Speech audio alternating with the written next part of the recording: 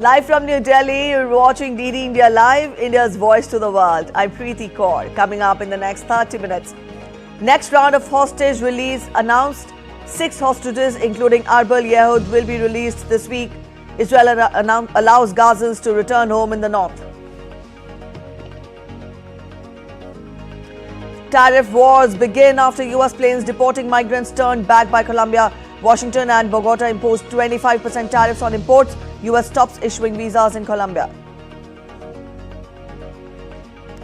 Today marks the 80th anniversary of the liberation of Nazi concentration camp Auschwitz in Poland. EU chief says Europe will never forget the victims.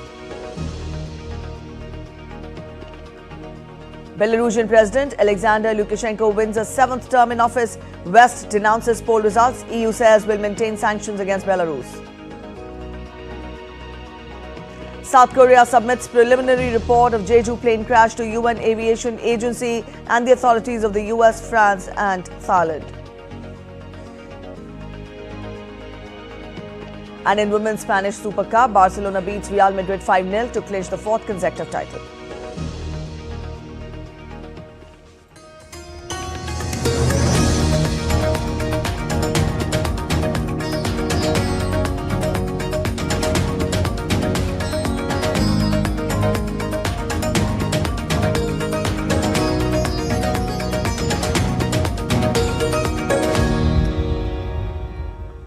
In the continuation of Israel-Gaza ceasefire deal, 6 more hostages will be freed this week following successful negotiations with Hamas. It was announced by Israeli Prime Minister Benjamin Netanyahu on Sunday and in return allowed Palestinians to return to the north of Gaza from Monday.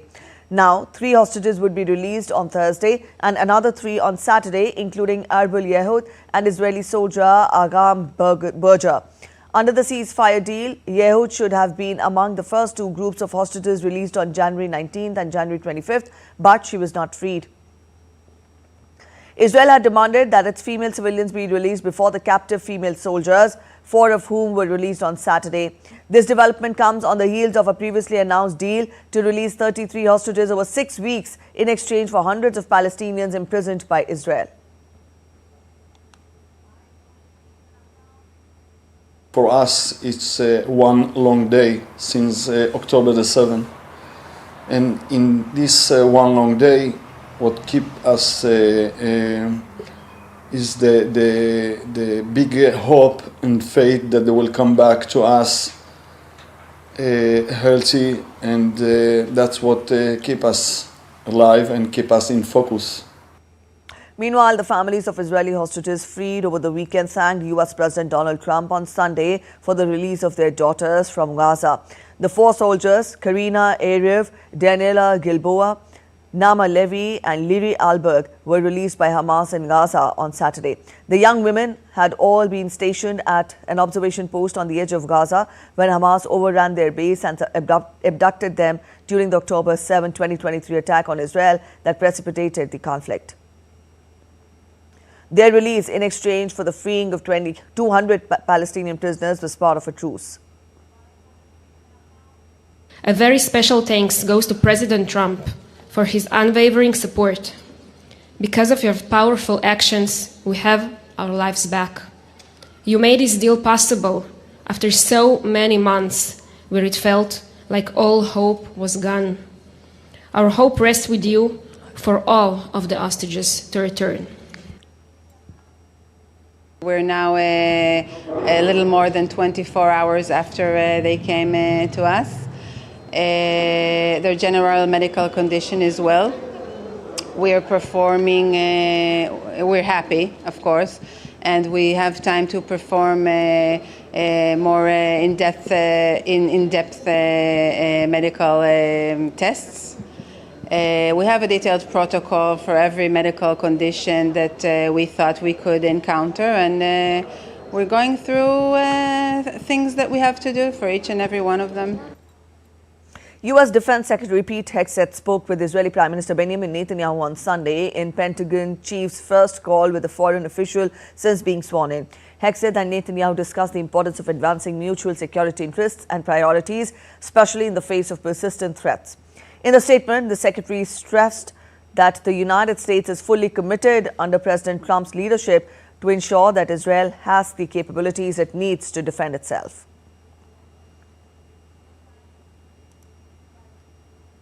The deal between Lebanon and Israel had been extended until February 18th as Israel missed a previous deadline to pull the troops. The deal ended Israel's military campaign in Lebanon against Iranian-backed Hezbollah. Under the 60-day deal, the Lebanese army was to deploy alongside UN peacekeepers in the south as the Israeli army withdrew.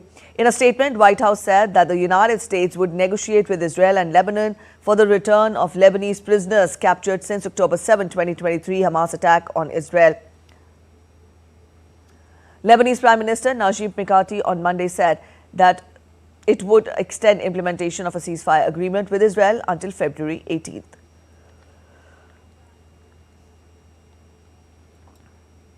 US President Donald Trump has ordered tariffs and visa restrictions on Colombia after Bogota turned away two US military aircraft transporting migrants being deported under Trump's immigration crackdown. The retaliatory measures include imposing 25% tariffs on all Colombian goods coming into the US, which will go up to 50% in 1 week. A travel ban and visa revocation on Colombian government officials, and emergency treasury, banking and financial sanctions. Trump further added that he would also direct enhanced border inspections of Colombian nationals and cargo. Colombia, America's third largest trading partner in Latin America, swiftly responded, threatening a 50% tariff on US goods in a tit-for-tat move. However, President Petro later deleted the social media post and announced that he had instructed his Minister for External Trade to raise tariffs on imports from the US to 25%.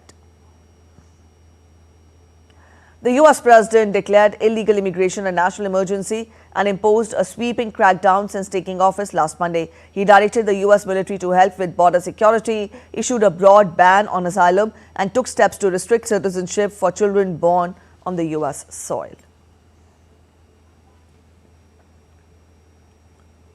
Meanwhile, Trump's crackdown on illegal immigration expanded over the weekend, with several federal agencies carrying out respective operations in different parts of the U.S. Immigration and Customs Enforcement officers and other federal agents conducted arrests in Chicago on Sunday. A Justice Department official said the first arrest in Chicago involved an immigrant living illegally in the U.S. who had killed a 19-year-old woman while driving under the influence. ICE made 538 arrests nationwide on Thursday, signaling an uptick from averages over previous years. The agency's daily average for arrests was 311 in fiscal year 2024 and 467 in fiscal year 2023.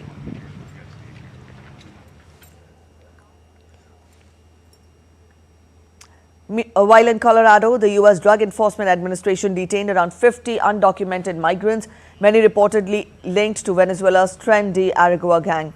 The arrests were made during a raid at a makeshift club in Adams County on Sunday. The operation, conducted in collaboration with federal and local authorities, also led to the seizure of drugs, weapons and cash.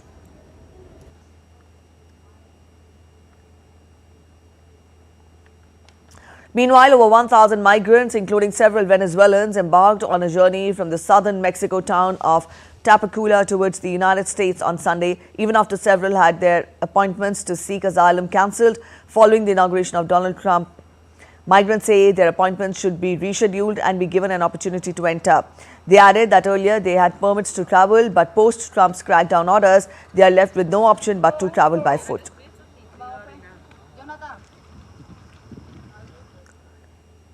Belarusian leader Alexander Lukashenko is on track to extend his 31-year rule with a massive win in the presidential election. Belarus's autocrat Alexander Lukashenko, in power since 1994, with his opponents in prison or exile, the 70-year-old ruler appeared to have won 87.5% of the vote. Lukashenko has orchestrated a ruthless crackdown on opponents since huge protests against him in 2020. This time around, the candidates picked to run against him actually campaigned in his favor. The vote took place 5 years ago into a wave of heightened repression in Belarus, during which time rights groups say the country has jailed more than 1,200 political prisoners.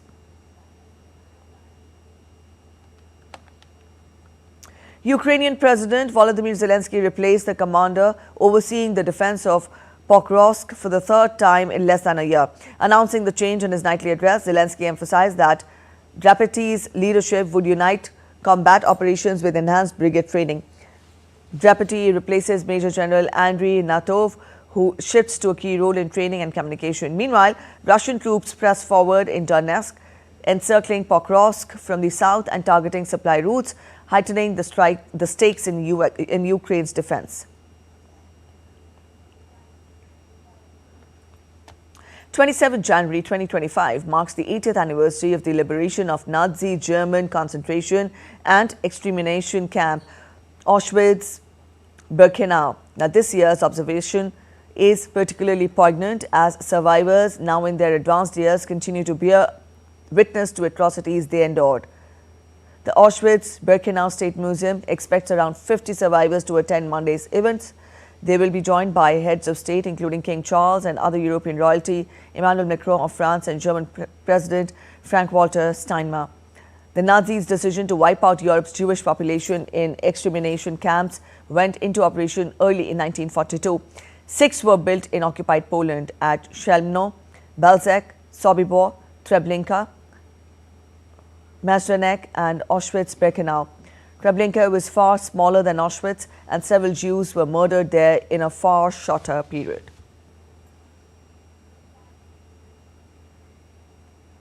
South Korea's authorities investigating last month's Jeju Air plane crash have submitted a preliminary accident report to the UN Aviation Agency and to the authorities of the United States, France and Thailand. The report said investigation into the deadliest air disaster on the country's soil remains ongoing. Investigation is focused on the role of bird strike and involving an analysis of the engines and the localizer landing guidance structure. The International Civil Aviation Organization, the UN agency, requires accident investigators to produce a preliminary report within 30 days of the accident and encourages a final report to be made public within 12 months.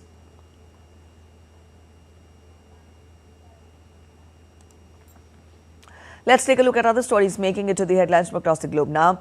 Iran has unveiled its largest ever drone. The drone can carry up to 12 bombs and will be used in border operations. Its primary intended use will be in border operations, providing Iran with an enhanced ability to monitor and secure its borders, as well as carry out precision strikes. The drone's large payload capacity and long-range capabilities make it a formidable tool for both surveillance and military operations.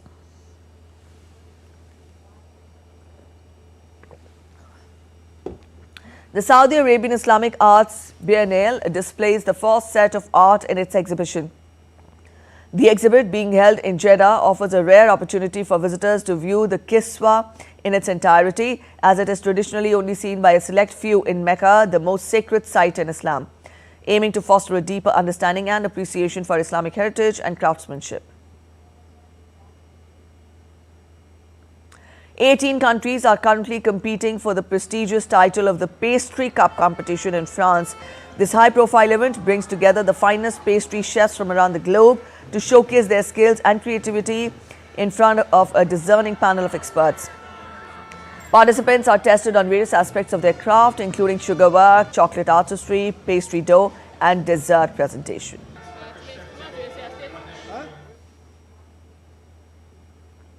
Giant panda Lingyan frolicked in the snow, delighting visitors in a wildlife park in China's Liang as a heavy snow transformed the zoo into a wonderland.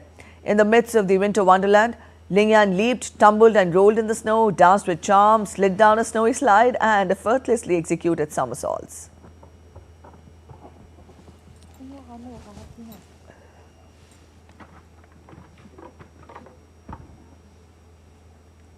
You're watching DD India Live. We're heading for a short break, but after the break, marking the successful culmination of NCC Republic Day Camp 2025, Prime Minister Modi to interact with NCC cadets in the national capital.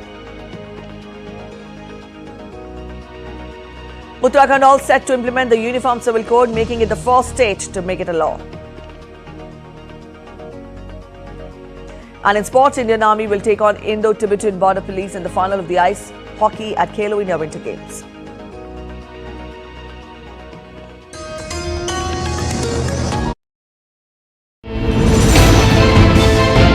Geopolitics and trade deals. Economic challenges amid development. Hard work and the path to prosperity. It's the economy always. Between walkers, money is what money does and says, supply creates its own demand, between the bulls pulls and bears tears. When supply chains globalization and India rises to the podium. We'll get you centered with the economic brief at 8 p.m. every Thursday on DD India.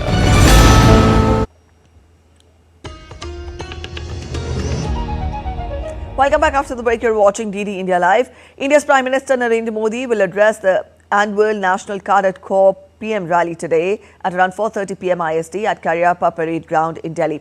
A total of 2,361 NCC cadets participated in the Republic Day camp this year, which included 917 girl cadets, which was the highest ever participation by girl cadets. The participation of these cadets in the PM rally will mark the successful culmination of the month-long NCC Republic Day Camp 2025. The theme for this year's NCC PM rally is Yuva Shakti Viksit Bharat, a cultural program by more than 800 cadets showcasing commitment of NCC towards nation building will be performed on the day. Participation by 144 young cadets from 18 friendly foreign countries will add forward to this year's rally. Over 650 volunteers from Mera Yuva Bharat, Education Ministry and Tribal Affairs from across the nation will also attend the NCC PM rally as special guests.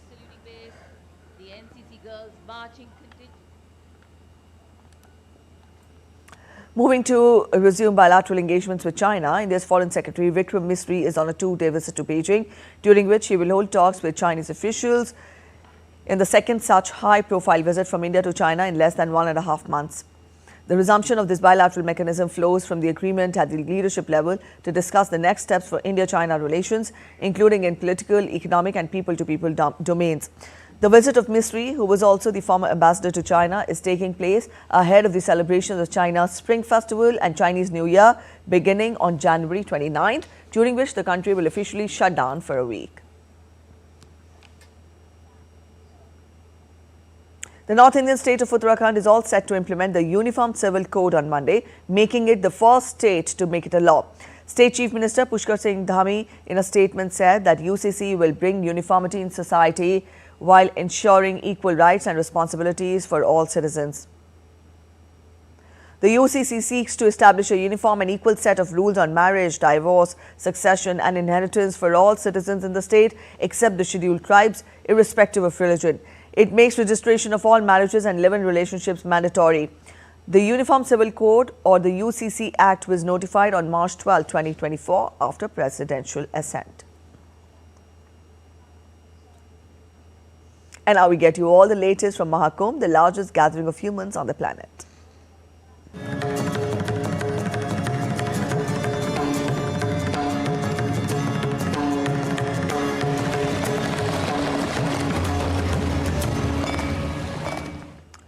The Mahakumbh has witnessed over 130 million devotees taking a holy dip at the confluence of rivers Ganga, Yamuna and the mythical Saraswati so far. India's Home Minister Amit Shah will visit Prayagraj on Monday and take a holy dip at the Triveni Sangam. The Home Minister is expected to meet several saints, including Shankaracharya, Puri and Shankaracharya Dwarka. Meanwhile, a sea of devotees has started converging in Prayagraj for the Mahakumbh ahead of the Amrit Snan on Mauni Amavasya on Wednesday. The Mahakumbh, one of the largest religious gatherings in the world, is held every 12 years, with this year's event expected to host over 450 million visitors by its end on February 26th. Mahakumbh 2025 witnessed a special fusion of Indian and Greek cultural heritage, where Penelope from Greece and India's Siddharth decided to tie the knot during the religious congregation in Prayagraj. According to the groom, the couple decided to perform the marriage in the most authentic manner, and Prayagraj currently is the best place in the whole universe for its divine nature.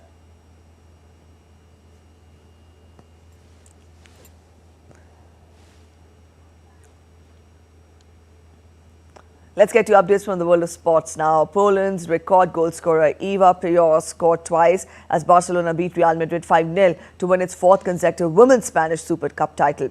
Caroline Graham Hansen, Alexia Putellas and Patricia Guerrero also got their names on the score sheet as the Blaugrana clinched their fifth Super Cup title and the first under head coach Pierre Romeo. Interestingly, Barca's men the men's team also won the Super Cup against Real Madrid earlier this month. It is the second time after 2023 that both the men's and the women's team of Barcelona have won the Spanish Super Cup, and the first time they beat Real Madrid in both the finals. The inaugural edition of the Women's Hockey India League came to an end with the Odisha Warriors lifting the title in Ranchi on Sunday. They secured a hard-fought 2-1 victory over Surma Hockey Club in the final. Rutuja Dadaso Pisal gave the Warriors lead in the second quarter, but Penny Squibb equalized for Surma soon after. However, Rutuja found the back of the net again as the game came to a close and sealed the victory. It was a highly intense clash right from the beginning. Both the teams contested the game in equal measure, but it was Rutuja Pisal who ensured the Warriors got hold of the glitzy trophy.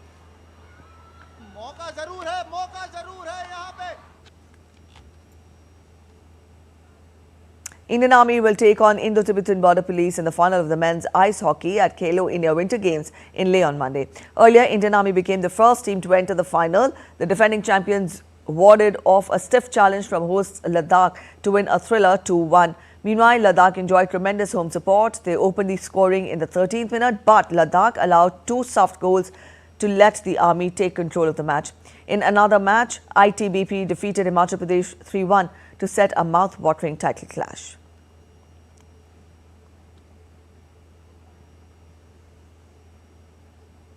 Alright, that's it in this edition of DD India Live, but let us know your thoughts on the news of the day. For those of you on the go, you can get all the latest news and updates from India and across the world on the DD India mobile app.